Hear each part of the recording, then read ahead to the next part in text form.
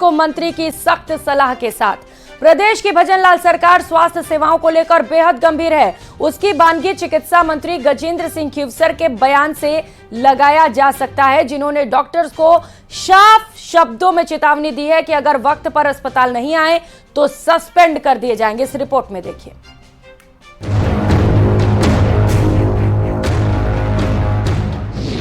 Late लतीफी करने वाले doctor हो जाएंगे सावधान। चिकित्सा मंत्री गजेंद्र सिंह खींवसर का बड़ा बयान। समय पर अस्पताल नहीं आए तो होंगे सस्पेंड। तो उस पर हम बहुत स्ट्रिक्ट एक्शन लेंगे। ड्यूटी के टाइम में कोई भी अपनी प्राइवेट प्रैक्टिस नहीं करेगा। अगर पाया गया तो उसको सस्पेंड किया जाएगा और इसमें मैं कोई तरह की कॉम्प्रोमाइज नहीं करूंगा। सुना आपने प्रदेश के नए चिकित्सा मंत्री गजेंद्र सिंह खींवसर के इस बयान को। अब अगर आप प्रदेश में रहते हैं और पेशे से डॉक्टर हैं तो सतर्क हो जाएं, क्योंकि जनता को बेहतर और वक्त पर स्वास्थ्य सुविधाएं देना प्रदेश की भजनलाल सरकार की प्राथमिकता में शामिल है। कार्यभार संभालने के बाद चिकित्सा मंत्री गजेंद्र सिंह एक्टिव मोड में हैं, जिन्होंने स्वास्थ्य और चिकित्सा शिक्षा विभाग के साथ पहली बैठक के बाद क्लियर कट मैसेज दिया कि डॉक्टर या तो वक्त पर अस्पताल में आए वरना सस्पेंड कर दिए जाएंगे। उस पर हम बहुत स्ट्रिक्ट एक्शन लेंगे।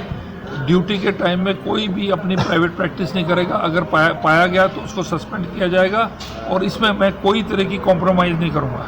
सरकार का पैसा लेके और आप उन्हीं घंटों के अंदर आप जाके अपने प्रैक्टिस कर रहे हैं, इसमें मैं फ्लाइंग स्क्वाड लगाऊंगा, मैं चेकिंग करूंगा और ये बहुत गंभीर विषय है। इसको मैं गंभीरता से ले रहा हूँ और इस पर एक्शन लूंगा।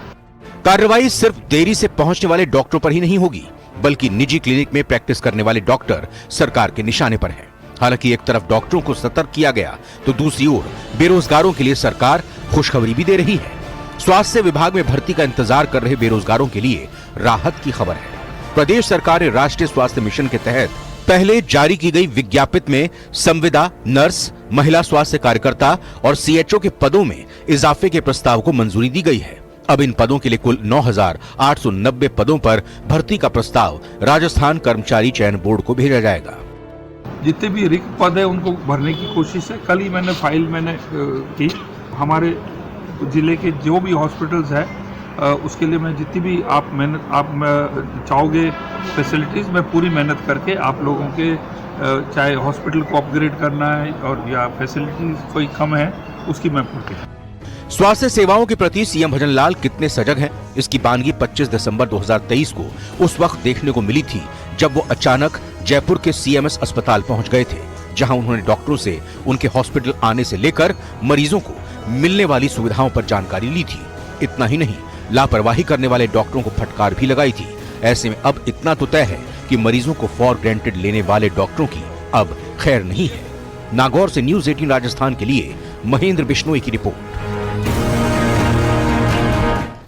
रुक करेंगे, इस बीच मिल रही एक और बड़ी खबर का। उदयपुर से बड़ी खबर है। मुख्यमंत्री भजनलाल शर्मा संभागीय अधिकारियों की बैठक ले रहे हैं। अधिकारियों के परिचय के साथ बैठक की शुरुआत हो चुकी है। तस्वीरें आपको दिखा रहे हैं जहां पर बैठक की शुरुआत अधिकारियों के परिचय के साथ हुई है। संभाग की कानून व्यवस्था के बारे में जानकारी ली जा रही है। संगठित अपराध की स्थिति और पुलिस की कवायद की भी जानकारी मुख्यमंत्री भजनलाल शर्मा इकट्ठा करते हुए एक बड़ी बैठक अधिकारियों के साथ संभाग के सभी जिलों के कलेक्टर और एसपी इस बैठक में मौजूद हैं। तो क्राइम को कैसे कंट्रोल किया जाए, इसे लेकर इस बैठक में खास चर्चा की जा रही है। इसकी अध्यक्षता मुख्यमंत्री भजनलाल शर्मा द्वारा की जा रही है, जहां पर कई अधिकारी भी मौजूद हैं। संभाग के सभी जिलों के कलेक्टर और एसपी इस बैठक में मौजूद हैं, जो अपने अपने जिलों के स्थिति के बारे में जानकारी दे रहे हैं। साथ ही साथ कैसे क्राइम पर कंट्रोल किया जाए, इसे लेकर भी बेहद महत्वपूर्ण चर्चा लगातार जारी है। संगठित अपराध की स्थिति को लेकर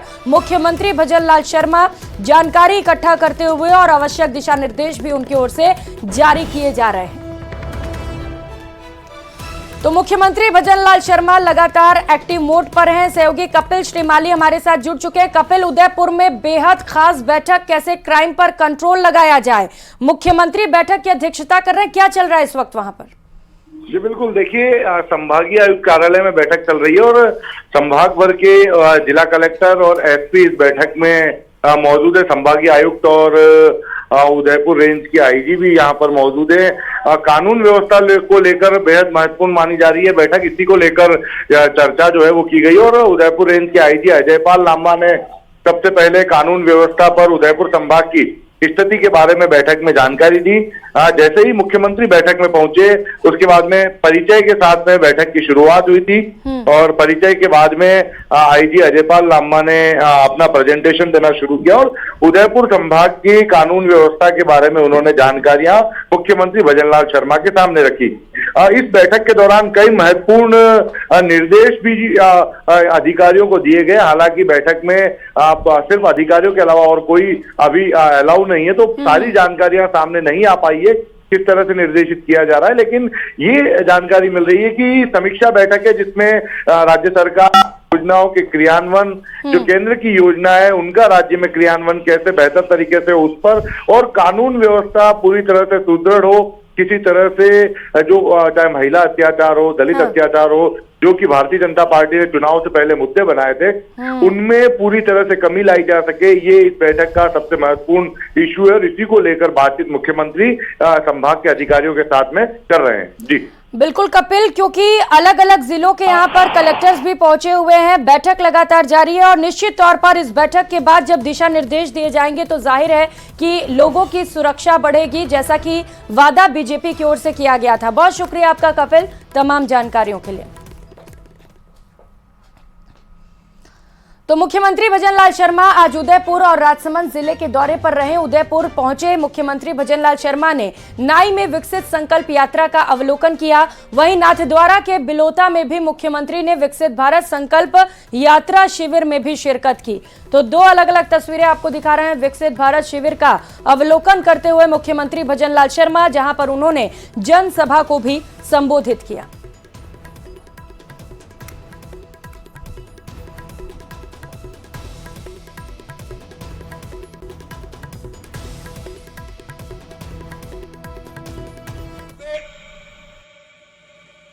बार बार पेपर देते थे, पेपर आउट हो जाता था, जो बच्चे पढ़ने वाले थे वो हताश हो जाते थे।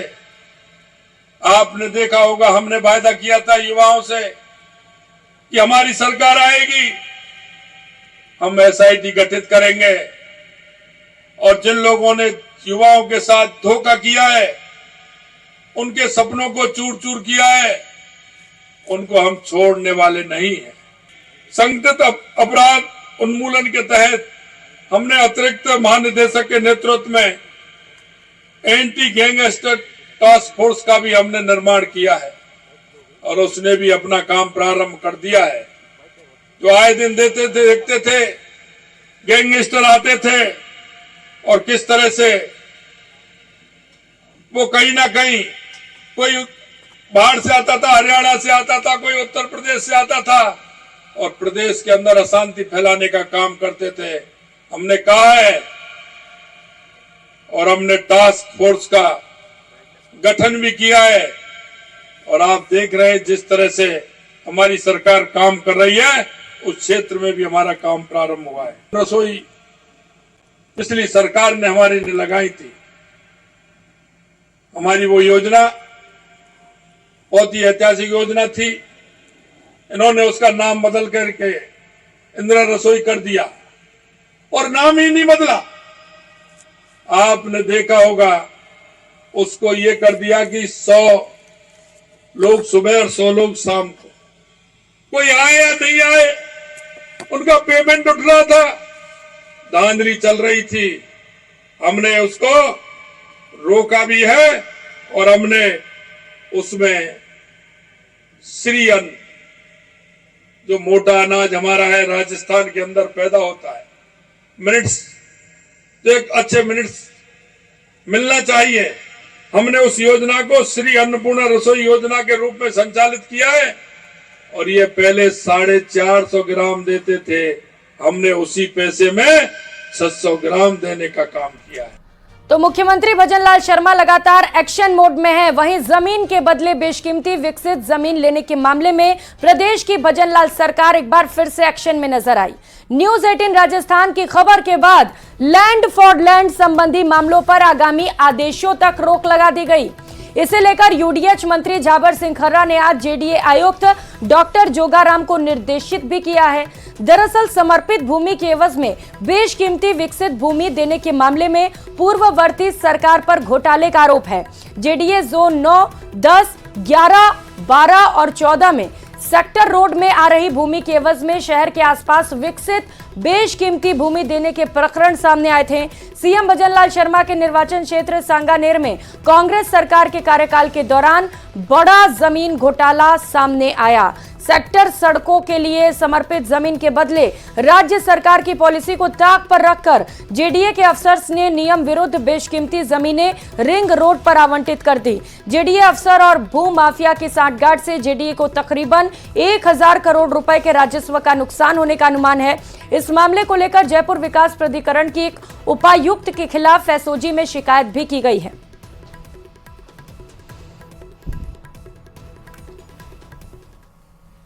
खबर के बाद में यूडीएच मंत्री झावर सिंह खर्रा ने लैंड फॉर लैंड संबंधी प्रकरणों के अंदर जांच करवाने और साथ ही साथ इस पूरे मामले के ऊपर रोक लगाने संबंधी आदेश दिए हैं, जिसके बाद में जेडीसी डॉक्टर जोगाराम ने समर्पित भूमि की एवज में विकसित भूमि देने संबंधी प्रकरणों के ऊपर आगामी आदेशों तक रोक लगा दी है।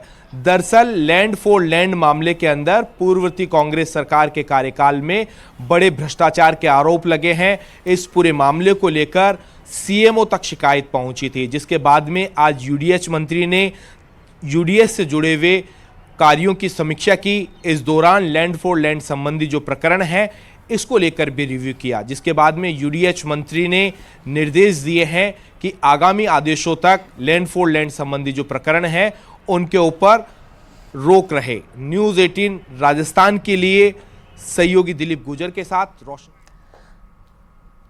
तो जालोर से बीजेपी विधायक जोगेश्वर गर्ग को मुख्य सचेतक बनाया गया है। भजनलाल सरकार में विधानसभा के फ्लोर मैनेजमेंट का जिम्मा गर्ग पर होगा।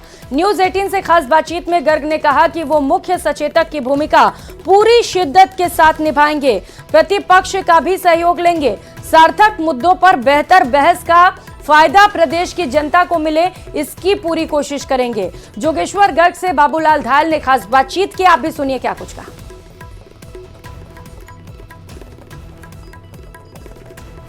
जोगेश्वर गर्ग को मुख्य सचेतक बनाया गया है।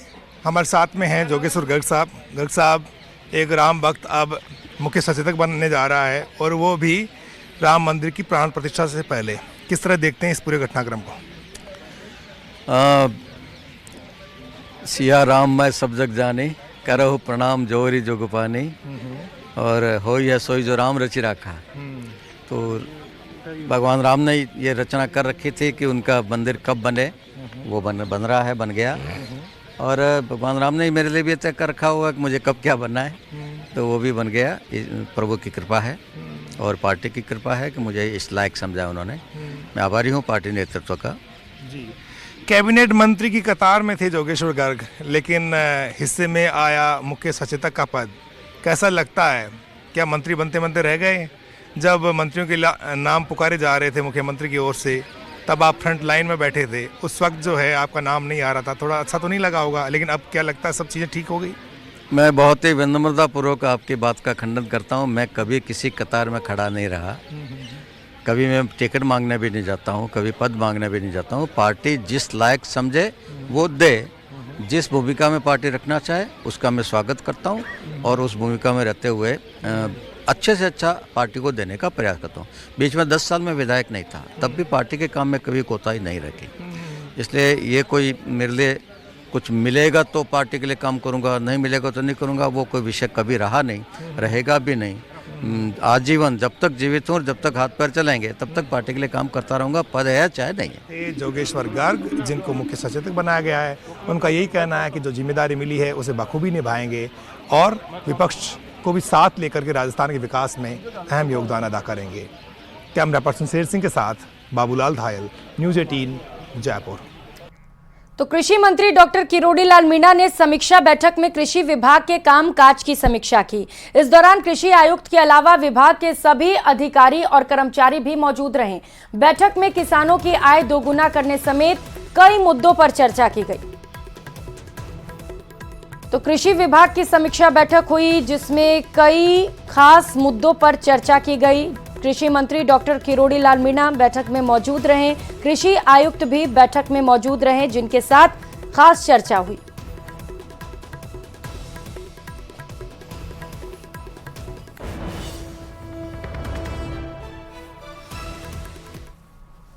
किसान राजस्थान कृषि प्रधान एक प्रदेश है, किस तरीके से यहाँ पर आप इसको आगे बढ़ाने के प्रयास कर रहे हैं? देखो, वैसे तो मैंने गांव में और किसान के घर में जन्म लिया है, लेकिन कृषि विभाग के पूरे अधिकारी यहाँ इस बात पर चिंतन कर रहे हैं, समीक्षा कर रहे हैं कि केंद्र और राज्य की कौन कौन सी योजनाएं चल रही हैं जो अपने राजस्थान के किसानों को लाभकारी हो सकती हैं, धरातल पर कितनी योजनाएं उतरी, कितनी कागज़ों पर दौड़ रही हैं, तो और कितने हमको हमारे लायबिलिटीज़ हैं। ये आप एक चित्र देख रहे हो जिसमें राज्य निधि केंद्र पूर्ति योजना का एक लक्ष्य है कि CSS का कितना पैसा आया, कितना आना बाकी है, ऐसे स्टेट की प्लानिंग का कितना पैसा है, कितना पैसा हमको फाइनेंशियल लेना है, एक बृहद चर्चा। और उसके बाद हम किसान यूनियंस को भी बुलाएंगे, उनकी क्या समस्याएं और जो हमने संकल्प पत्र में जो किसानों के लिए जो वादा किया है उस वादे को निभाने की दृष्टि से पहले मेरे को ये जानकारी लेना जरूरी है कि आखिर में कृषि विभाग में कौन कौन सी एक्टिविटी चल रही है।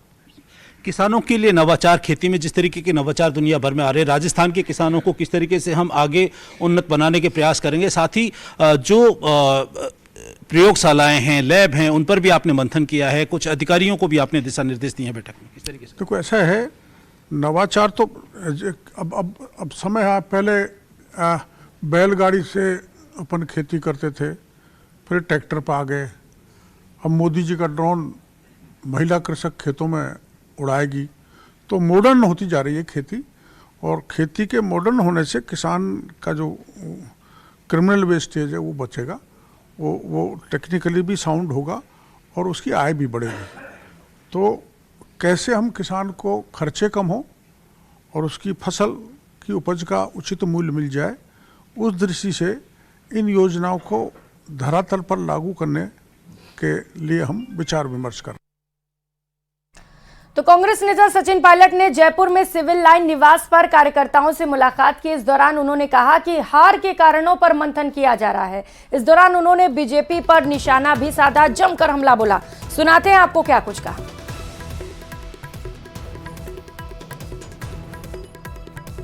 तो डबल इंजन सरकार के लोग हैं, चाहे मणिपुर के चाहे दिल्ली के, किसी को ना फुर्सत है ना चिंता है। तो राहुल जी और कांग्रेस पार्टी ने इस शुरुआत को जो हम लोग मणिपुर से कर रहे हैं वो बहुत सांकेतिक है और उसके बहुत महत्व है। ये भारत जोड़ो न्याय यात्रा है और मुझे लगता है कि ये मणिपुर से मुंबई जो यात्रा है इसका एक बहुत अच्छा संदेश जाएगा। जो पहली यात्रा थी हमारे राहुल जी की भारत जोड़ो यात्रा, ये इसका दूसरा पार्ट। और खबरों में आगे बढ़ते हुए राजस्थान की नवनियुक्त जल संसाधन मंत्री सुरेश रावत आज शपथ लेने के बाद पहली बार अपने विधानसभा क्षेत्र पहुंचे। इस दौरान उनका अजमेर के साथ ही अलग अलग स्थान पर स्वागत किया गया। उन्होंने कहा कि जल है तो कल है, ऐसे में इस जल को सुरक्षित रखने के साथ ही इसके संसाधन को लेकर पर्याप्त व्यवस्थाएं की जाएंगी। अजमेर जिले में पानी की समस्या लंबे समय से रही है और पुष्कर विधानसभा क्षेत्र में भी समस्या बनी हुई है। ऐसे में बिसलपुर का पानी पर्याप्त रूप से मिले, इसे लेकर बेहतर इंतजाम किए जाएंगे। साथ ही चंबल को बिसलपुर से जोड़ने के लिए योजना भी बनाई जा रही है। हाँ, सरकार ने मंत्रालय की जिम्मेवारी देने के बाद मैं कार्यभार ग्रहण करके पहली बार अजमेर आया।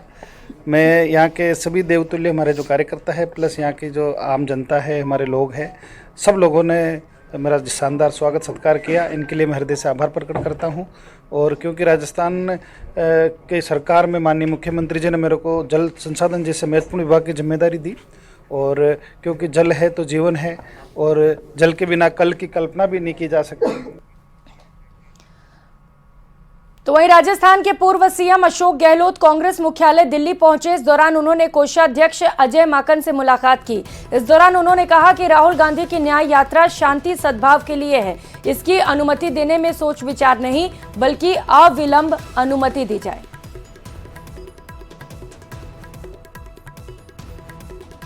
नहीं चाहिए थी जब उनको मालूम है कि भारत जोड़ो न्याय यात्रा ये मैसेज देने के लिए, खाली राजनीति के लिए नहीं है। राहुल गांधी की यात्रा खाली राजनीति नहीं है। देश में प्यार मोहब्बत भाईचारा रहे। देश की समस्याएं जो है, महंगाई की है, बेरोजगारी की है, गरीब अमीर की खाई बढ़ी हुई है, उसकी है। ये जो राहुल गांधी जी ने जो मुद्दे उठा रखे थे भारत जोड़ो यात्रा में, उनको आगे बढ़ाने की बात है। तो जब ये स्थिति है तो ऐसी यात्रा तो कोई पार्टी कर सकती है, कोई नेता कर सकता है, उसमें रुकावट आनी ही नहीं चाहिए। ये तो संदेश देगी भारत वर्ष के अंदर लोगों को, नौजवानों को। तो मैं समझता हूँ कि अविलंब यात्रा का परमिशन देनी चाहिए। विचार करने की क्या बात है इसका। ये तो एक मैसेज देंगे शांति सद्भावना का। अगर वहाँ मार्च भी करेंगे मान लीजिए, तो वो भी मैसेज उनके खुद के इंटरेस्ट के अंदर है। जो 9 महीने हो गए वहाँ पर, 9 महीने के अंदर वहाँ पर आग लगी हुई है, गृह युद्ध चल रहा है, वहाँ पर बलात्कार हो रहे हैं, और मुख्यमंत्री खुद ही कह रहे हैं। जब पत्रकार ने पूछा कि एक बलात्कार हो गया कि एक क्या हो गया, 1000 हो गए हैं, मैं कुछ नहीं कर पा रहा हूँ, 1000 घटनाएं हो गई वहाँ पर। ये तो बयान आपने देखा है। वहाँ पे स्थिति ऐसी भयानक बनी हुई। वहाँ पे गृह मंत्री एक बार जाके आगे फॉर्मेलिटी करके उनको बार बार जाना चाहिए था, उनको बुला के बात करनी चाहिए थी। देश को मालूम नहीं है कि मणिपुर हमारा अभिन्न अंग है। 9 महीने के अंदर पार्लियामेंट में बहस नहीं हो। और इस बीच बड़ी खबर सामने आ रही है अजमेर से। पुष्कर में भव्य कॉरिडोर बनेगा, ये बड़ी सूचना निकलकर सामने आ रही है। पुष्कर से बड़ी खबर है, भव्य कॉरिडोर बनाने की सूचना मिल रही है। काशी, उज्जैन और अयोध्या की तर्ज पर पुष्कर में भी कॉरिडोर बनकर तैयार होगा। कैबिनेट मंत्री सुरेश सिंह रावत ने यह बड़ा बयान दिया है। कॉरिडोर की जल्द स्वीकृति दी जाएगी। सुरेश रावत की ओर से यह बयान सामने आए हैं। केंद्रीय मंत्री अर्जुन राम दिल्ली जाकर प्रोजेक्ट की स्वीकृति लेंगे। बताते चले कि प्रधानमंत्री नरेंद्र मोदी जब पुष्कर पहुंचे थे, उनके आगमन के दौरान ही इसकी आस जगी थी और अब कहीं ना कहीं पुष्कर वासियों का, अजमेर वासियों का और प्रदेश वासियों का ये सपना साकार होता हुआ नजर आ रहा है। को लेकर क्या कुछ आपकी कुछ योजना? देखिए, तीर्थरा पुष्कर के अंदर एक भव्य कॉरिडोर बनेगा, निश्चित रूप से बनेगा। प्रधानमंत्री जी आए थे, उस समय भी उम्मीद जागी थी। बाद में केंद्रीय जो हमारे संस्कृति मंत्री है अर्जुन मेघवाल जी, उन्होंने भी कहा था कि लगभग स्वीकृति में, अभी मैं जल्दी दिल्ली जाके उस प्रोजेक्ट को मैं स्वीकृत करूँगा। तो वहीं सहकारिता मंत्री गौतम कुमार ने सचिवालय में विधिवत कार्यभार संभाल लिया। इस दौरान वहां मौजूद अधिकारियों ने उन्हें बधाई भी दी। इस मौके पर मंत्री गौतम कुमार ने केंद्र सरकार की योजनाओं को धरातल पर उतारने की बात कही। उन्होंने कहा कि सहकारिता को जन जन तक पहुंचाने के लिए नए सदस्यों के जुड़ने की प्रक्रिया को और भी सरल किया जाएगा।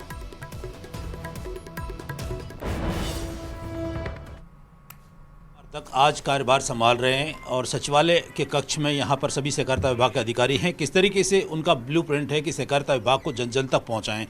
डॉक्टर साहब, जिस तरीके से केंद्र ने राज्य में आपको जिम्मेदारी मिली है, मंत्रालय मिला है, केंद्रीय मंत्री अमित शाह भी सहकारिता उनके पास में हैं, केंद्र और राज्य मिलकर के किस तरीके से डबल इंजन की सरकार राज्य में सहकारिता को आगे बढ़ाएगी?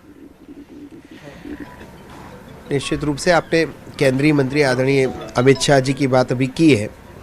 आपने गुजरात में देखा होगा जिस तरह से कोऑपरेटिव सेक्टर वहाँ जो मजबूत है, ऐसा ही मॉडल हम राजस्थान में भी, वैसे हमारे राजस्थान में भी सहकारिता के क्षेत्र में हर क्षेत्र में हमने काम कर रखा है और उसको हम और कैसे नवाचार करके हम कैसे सहकारिता के क्षेत्र को और मजबूत कर सकते हैं, इस दिशा में हम काम करेंगे। जिस तरीके से देखा जा रहा है कि औद्योगिक विकास हो रहा है, रोडों का विकास हो रहा है, उस हिसाब से सहकारिता में काफ़ी पिछड़ापन आया है। ग्रामीण इलाकों में जो सहकारिता की पहले एक पहुंच थी, चाहे वो नाबार्ड के जरिए हो या दूसरी योजनाओं के जरिए, उसको कैसे पहुंचाएंगे? किसानों तक लाभ कैसे पहुंचेगा केंद्र की योजना? किसानों तक तो वैसे 1 करोड़ 10 लाख लोग जो हैं वहाँ तक तो हमारी पहुँच है। इस पहुँच को और आगे हम बढ़ाने का प्रयास करेंगे। जो लोग जुड़े हुए हैं उनको अधिक लाभ मिले और कुछ नए लोगों को जोड़ने के लिए हम नई समितियों के माध्यम से, नई योजनाओं के माध्यम से उनको जोड़ने का प्रयास करेंगे।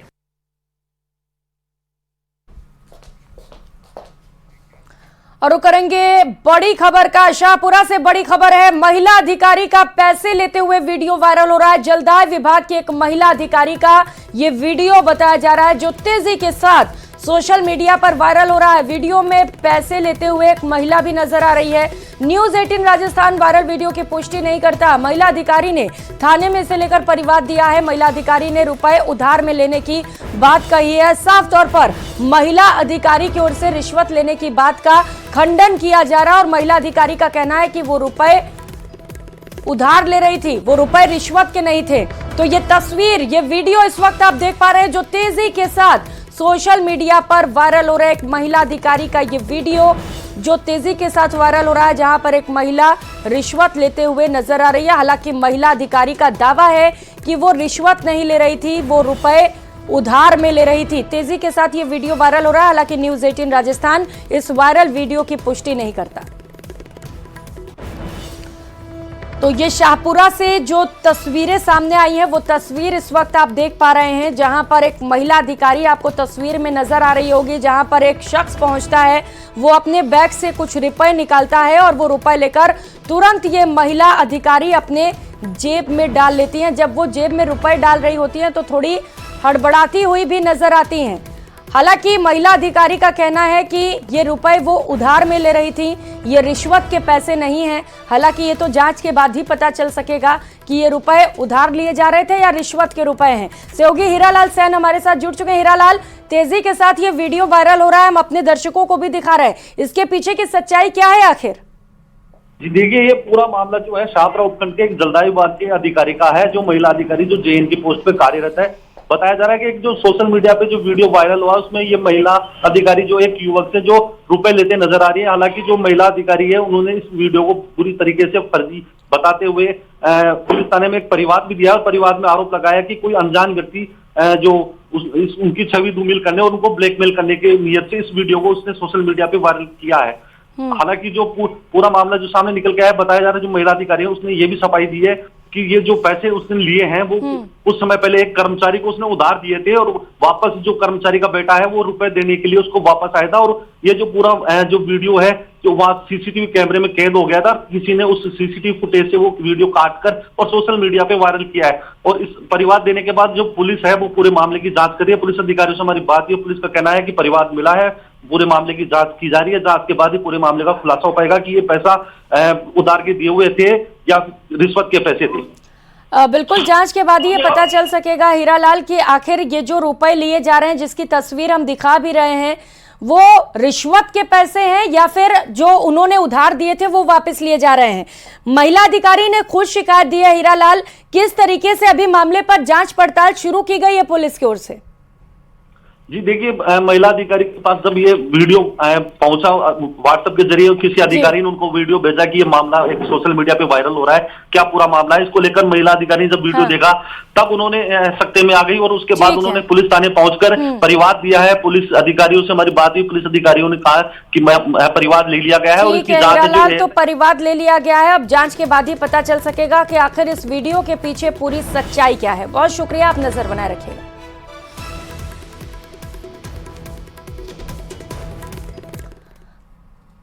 और दौसा के कोलवा थाना इलाके से खबर है, जहां पर एक बकरी चरवाहे के साथ ठगी का मामला सामने आया। पुलिस ने पीड़ित की फरियाद पर अज्ञात आरोपियों के खिलाफ मुकदमा दर्ज किया है। दरअसल गुड़हलिया गांव के रहने वाले एक बकरी चरवाहे से 4 बार में कुल 13 लाख रुपए की ठगी की गई। ठगों ने चरवाहे को कोई कछुआ ढूंढने की बात कही, साथ ही कछुए की कीमत तकरीबन 40 से 50 लाख रुपए बताई, जिसके बाद पीड़ित से धीरे धीरे चरवाहे से 3 से 4 लाख रुपए हटने शुरू किए। हर बार आरोपी के गैंग पीड़ित को कछुए की मौत होने या पुलिस के आने की बात कहकर फरार हो जाते थे।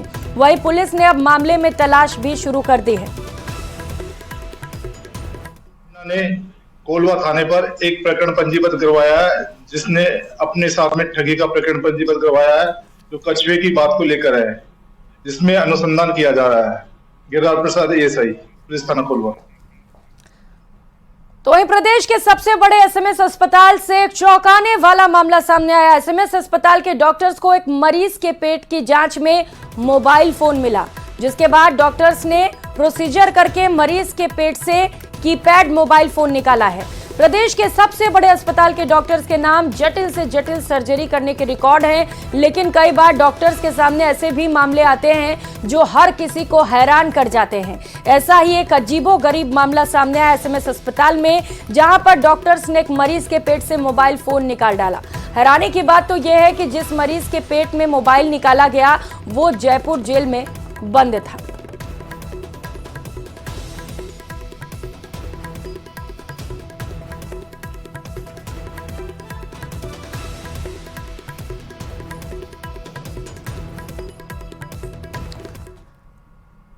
तो वहीं सीकर रेड्डी को पत्र लिखा गया है। 2.5 दिन के झोपड़ा का इस पत्र में जिक्र किया गया है।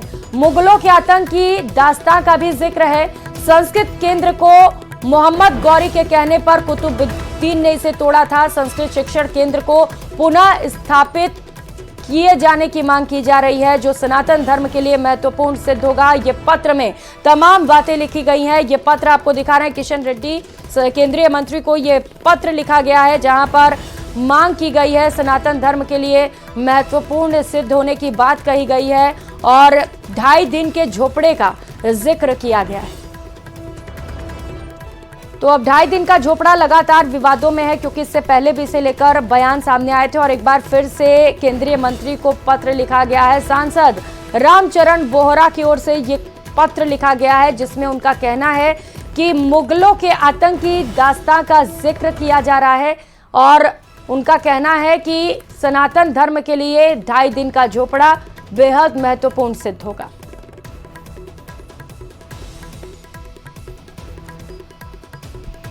एक बात रखना चाहता हूं, हमारे राजस्थान प्रदेश में 2.5 दिन का झोपड़ा जो अजमेर में तीर्थ गुरु पुष्कर के निकट एक संस्कृत विद्यालय था, ये ऐतिहासिक सत्य है कि इसका निर्माण महाराजा विग्रहराज चौहान द्वारा सरस्वती कंठाभरणम नामक संस्कृत विद्यालय के रूप में किया गया था।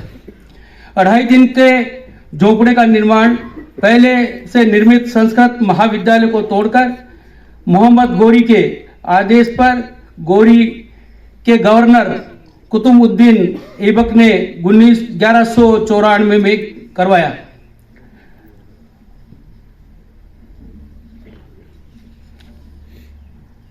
मोहम्मद गौरी ने त्राइन के दूसरे युद्ध में पृथ्वीराज चौहान को हरा दिया और उसके बाद अजमेर में स्थित इस सुंदर संस्कृत महाविद्यालय में रद्दुबल करके उसे मस्जिद के रूप में परिणत किया। इसका प्रमाण है अजमेर में 2.5 दिन के झोपड़े के मुख्य द्वार के बाईं ओर लगा संगमरमर का एक शिलालेख, जिस पर संस्कृत विद्यालय का उल्लेख है।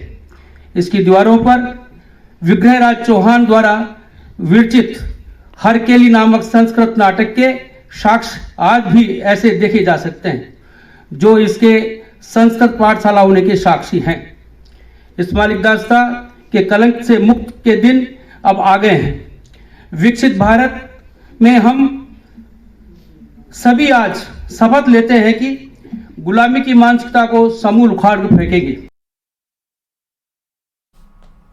और बुलेटिन में अब बात करेंगे मौसम के डबल अटैक की। प्रदेश में सर्दी और बारिश का डबल अटैक जारी है। मौसम विभाग ने अगले 3 दिनों तक कुछ ऐसा ही मौसम का मिजाज रहने का अनुमान जाहिर किया है।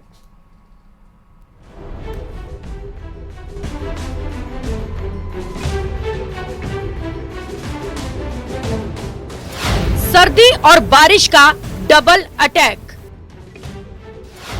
और बिगड़ेगा मौसम का मिजाज। प्रदेश के लोगों को ठंड और बारिश की डबल अटैक झेलनी पड़ रही है। मौसम विभाग ने पश्चिमी विक्षोभ को लेकर अलर्ट किया था और इसके साथ ही बारिश का पूर्वानुमान जताया था। प्रदेश के कई हिस्सों में बूंदाबांदी का दौर जारी है, जिससे तापमान में गिरावट दर्ज की गई है। करौली में मौसम ने पलटा खाया है। यहाँ रुक रुक कर हुई बूंदाबांदी ने सर्दी बढ़ा दी है। हालांकि बारिश के चलते कोहरे में कमी तो आई है, लेकिन ग्रामीण इलाकों में कहीं कहीं हल्का कोहरा नजर आया।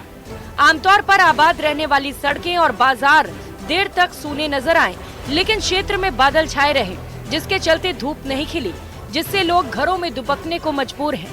सर्दी से बचने के लिए लोग अलाव का सहारा ले रहे हैं। कितनी जोर से पड़ेगी सर? हाँ साहब, बहुत पत्थर तपा रहे देखो। नहीं, अभी मौसम अभी बारिश का क्या हाल है? कुछ बारिश का बूंदाबांदी पड़ रही है। बूंदाबांदी कैसा है मौसम का हाल? मौसम का हाल ठंडी का है, बूंदाबांदी चल रही है। दौसा में हाड़ कपाने वाली सर्दी का सितम देखा जा रहा है। यहाँ हुई बारिश के चलते ठिठुरन और गलन बढ़ गई है। हालांकि ये बारिश मावठ रबी की फसल के लिए अमृत साबित हो रही है। बारिश होने से किसानों को राहत मिली है। दौसा में मौसम पूरी तरह बदला हुआ है। सुबह 4 से 5 बजे के बीच दौसा में बारिश हुई, उसके बाद मौसम साफ हो गया था कुछ देर के लिए, और अब 9 बजे बाद में लगातार कोहरे का असर देखने को मिल रहा है। ये दिल्ली मुंबई एक्सप्रेस वे की आप तस्वीरें देख सकते हो। भोजवाड़ा गांव के पास ये तस्वीरें हैं, और जो दिल्ली मुंबई एक्सप्रेस वे पर आमतौर पर 100 से 120 की रफ्तार से जो गाड़ियाँ चलती हैं, वो गाड़ियाँ काफ़ी धीमी गति से चल रही हैं। धौलपुर जिले में रिमझिम बारिश और घना कोहरा छाया हुआ है, जिससे यहाँ जनजीवन अस्त व्यस्त हो गया। लोग घर से बाहर नहीं निकल रहे। सरकारी स्कूलों में 1 से 8वीं तक 10 जनवरी तक छुट्टियां कर दी गयी। सर्दी से बचने के लिए लोग उन्हीं कपड़ों के साथ साथ अलाव का भी सहारा ले रहे हैं। सर्दी बहुत ज़्यादा इस टाइम पड़ रही है और बारिश का भी मौसम हो रहा है, ओलावृष्टि की भी संभावना है, और हम यही कहते हैं कि ज़्यादा से ज़्यादा सर्दी से बचाव करें, और जो भी है अपना घूमें, और थोड़ा आग वगैरह अलाव वगैरह की व्यवस्था हुए, और जो भी अपने आसपास के जो भी वृद्ध हैं, बुजुर्ग हैं, और जो अपने बच्चे हैं, उनको अपने सर्दी से बचाव रखें, कपड़े पहने। बाबा, आप किस तरह से जो सर्दी से बचने का जतन कर रहे हैं? सर्दी बहुत तेज पड़ रही है। अपने शरीर को ढक के मैं रोजाना यहाँ निकलता हूँ तो सर्दी बहुत कड़ाकी। 2 दिन से तो बहुत ही ज़्यादा है। आज बारिश भी हुई, उससे भी आदमी परेशान है। रैन बसेरे जो बने हुए हैं वो या तो स्टेशन या बस स्टैंड के पास होने चाहिए इतनी दूर आने में। कोचिंग सिटी कोटा में तड़के बारिश हुई। बारिश के बाद कोहरा छा गया। हालांकि न्यूनतम तापमान 2 डिग्री से बढ़कर दर्ज किया गया। न्यूनतम तापमान 10 डिग्री से बढ़कर 12.1 डिग्री हो गया। जैसलमेर जिले में सर्द हवाओं ने सबको परेशान कर दिया है। घने कोहरे के साथ एक बार फिर चली सर्द हवाओं ने लोगों की कपकपी छुड़ा दी। यहाँ सुबह घना कोहरा छाया रहा। सुबह 10 बजे तक सूर्य देवता के दर्शन नहीं हुए। मौसम विभाग की माने तो आने वाले कुछ दिनों तक कड़ाके की सर्दी का सामना करना पड़ेगा। हालांकि हिल स्टेशन माउंट आबू में न्यूनतम तापमान में बढ़ोतरी हुई, जिसके बाद लोगों को ठंड से हल्की राहत मिली है। यहाँ कड़ाके की सर्दी से बचाव के लिए लोग अलाव का सहारा ले रहे हैं, और यहाँ आने वाले सैलानी गर्म कपड़ों में सैर सपाटे का आनंद उठा रहे हैं। Bureau report, news 18 Rajasthan. और 22 जनवरी को अयोध्या में भगवान श्री राम की प्राण प्रतिष्ठा होने जा रही है। मंदिर में भव्य तरीके से तैयारियां की जा रही है। मंदिर को भव्य बनाने का काम भी जोरों पर है। श्री राम के मंदिर की भव्यता में राजस्थान का भी योगदान दिखाई देगा। अयोध्या में रामलला के मंदिर में फर्श और परिक्रमा में जो पत्थर लगाया जा रहा है वो भीलवाड़ा जिले के बिजौलिया का पत्थर है। इस रिपोर्ट में देखिए।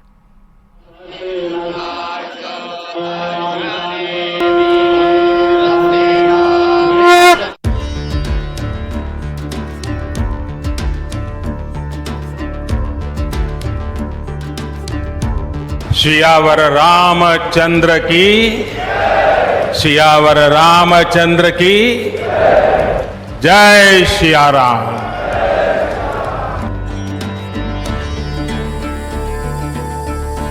22 जनवरी को अयोध्या में भगवान श्री राम की प्राण प्रतिष्ठा होने जा रही है।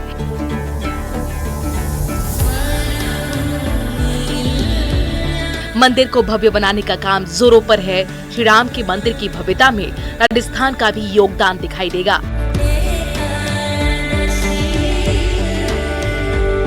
अयोध्या में रामलला के मंदिर में फर्श और परिक्रमा में जो पत्थर लगाए जा रहे हैं वो भीलवाड़ा जिले के बिजौलिया का पत्थर है।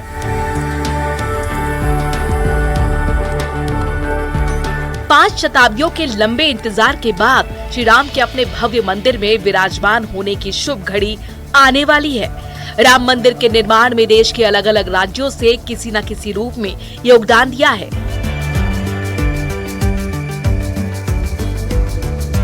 राजस्थान के लोग बेहद उत्साहित हैं क्योंकि राम मंदिर निर्माण में राजस्थान का भी बड़ा योगदान शामिल है। मंदिर के निर्माण में जहां मशहूर मकराना पत्थरों का इस्तेमाल हुआ है, तो वहीं भीलवाड़ा जिले के बिजौलिया की जमीन से निकलने वाले सैंडस्टोन को मंदिर के फर्श और परिक्रमा मार्ग पर लगाया गया है। बिजौलिया वाले जो पत्थर की सबसे बड़ी विशेषता है, जितने भी दूसरे पत्थर आते हैं वो सब कॉम्प्रेसिव स्ट्रेंथ में भले ही वो इसके बराबरी पे हो, पर टेंसाइल स्ट्रेंथ की जब बारी आती है तो बिजौलिया वाले पत्थर को कोई भी पत्थर बीट नहीं कर सकता। तो जितने भी बड़े मंदिर बनते हैं, स्पेशली जितने भी अक्षरधाम के मंदिर बने हैं, बीएपीएस स्वामीनारायण के इनका समूह है, उसका सबसे पहले गांधीनगर मंदिर बना, उसमें काफी मात्रा में काम में आया, फिर दिल्ली वाले अक्षरधाम में आया। मंदिर में 5.5 लाख स्क्वायर फीट एरिया में बिजौलिया सैंडस्टोन लगाया जा रहा है। श्री राम मंदिर परिक्रमा, पार्किंग और बाहरी आंगन में बिजौलिया का पत्थर ग्रे और रेड के कॉम्बिनेशन में लगाया जा रहा है। अब तक 1,50,000 वर्ग फीट क्षेत्र के लिए 4,000 टन पत्थर सप्लाई किए जा चुके हैं। ये ब्रिज कटर चला रहे हैं, कटिंग कर रहे हैं राम मंदिर के लिए। जो पत्थर कट के जा रहा है हमारे यहाँ से राम मंदिर के लिए जा रहा है। हमें बहुत अच्छा महसूस हो रहा है कि राम मंदिर की वजह से हम लोगों को रोजगार मुहैया हुआ है और रोजगार कर रहे हैं हम।